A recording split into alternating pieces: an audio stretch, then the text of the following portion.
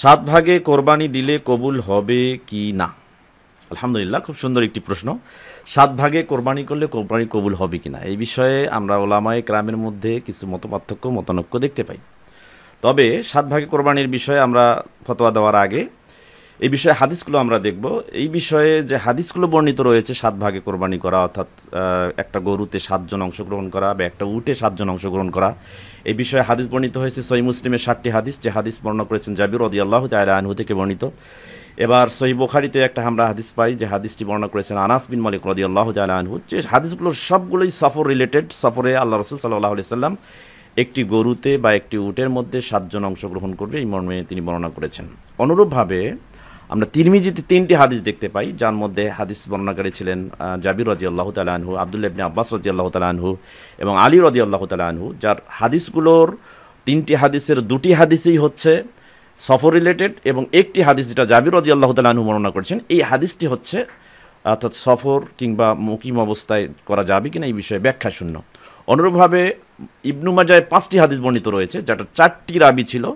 প্রথম রাবি হচ্ছে জাবির রাদিয়াল্লাহু তাআলা আনহু, দ্বিতীয় রাবি হচ্ছে আব্দুল্লাহ ইবনে আব্বাস রাদিয়াল্লাহু তাআলা আনহু, তৃতীয় রাবি হচ্ছে আবু হুরায়রা রাদিয়াল্লাহু তাআলা আনহু এবং চতুর্থ রাবি হচ্ছেন আয়েশা রাদিয়াল্লাহু তাআলা আনহা। এই হাদিসগুলোর 5টি হাদিস সবগুলোই সফর রিলেটেড, অর্থাৎ ইবনু মাজার যে 5টি হাদিস বর্ণিত রয়েছে তার সবগুলোই সফর রিলেটেড হাদিস, এগুলো সফরের সাথে সম্পৃক্ত।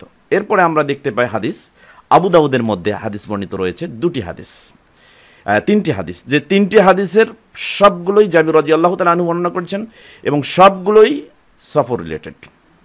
অনুরূপভাবে একটি হাদিস পাওয়া যায় যে হাদিসটি সফর এবং মুকিম অবস্থায় কোনটির কথা আল্লাহ রাসূল সাল্লাল্লাহু আলাইহি ওয়াসাল্লাম উল্লেখ করেন নাই, মর্মে জাবির রাদিয়াল্লাহু তাআলা হাদিসটি বর্ণনা করেছেন। নাসাঈতে 2টি হাদিস আমরা পাই, যে হাদিসটি বর্ণনা হচ্ছে আব্দুল্লাহ ইবনে আব্বাস রাদিয়াল্লাহু তাআলা আনহু এবং জাবির রাদিয়াল্লাহু তাআলা আনহু, যে দুটি হাদিসই সফর রিলেটেড। অনুভাবে মিশকাতুল মাসাবি কিতাবুস সালাত, সালাত সংক্রান্ত একটি অধ্যায়, বাবু ফিল উযহিয়া, কোরবানি করা সংক্রান্ত একটি অনুচ্ছেদের আল ফাসলুস সানি, দ্বিতীয় পরিচ্ছেদের হাদিস নাম্বার 1458, যেখানে জাবির রাদিয়াল্লাহু তাআলা আনহু হাদিসটি বর্ণনা করছেন। আল্লাহ রাসূল সাল্লাল্লাহু আলাইহি ওয়াসাল্লাম বলেছেন আল বাকারাতু আন সাবআতিন ওয়াল জাজুরু আন সাবআতিন, অর্থাৎ আল্লাহ রাসূল সাল্লাল্লাহু আলাইহি ওয়াসাল্লাম বলেছেন যে একটি উটের মধ্যে 7 জন, একটি গরুতে 7 জন। তো সেই দিক থেকে এই হাদিসটি মুকিম অবস্থায় নাকি মুসাফির অবস্থায়, এই হাদিসটির স্বরূপ ব্যাখ্যা আমরা পাই না।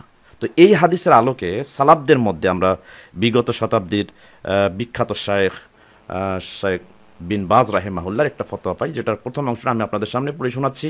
সেখানে বলা হয়েছে, তাকে এই বিষয়ে যখন কোশ্চেন করা হয়েছিল যে আমরা 7 ভাগে কোরবানি করব কি না, তখন তিনি জবাবে বলেছিলেন যে কদ সাহহা আনিন নবী সাল্লাল্লাহু আলাইহি ওয়াসাল্লাম আন্না আমারা বিল ইশতিরাকি ফিল বুদনাতি ওয়াল বাকারাতি আন সাবআ।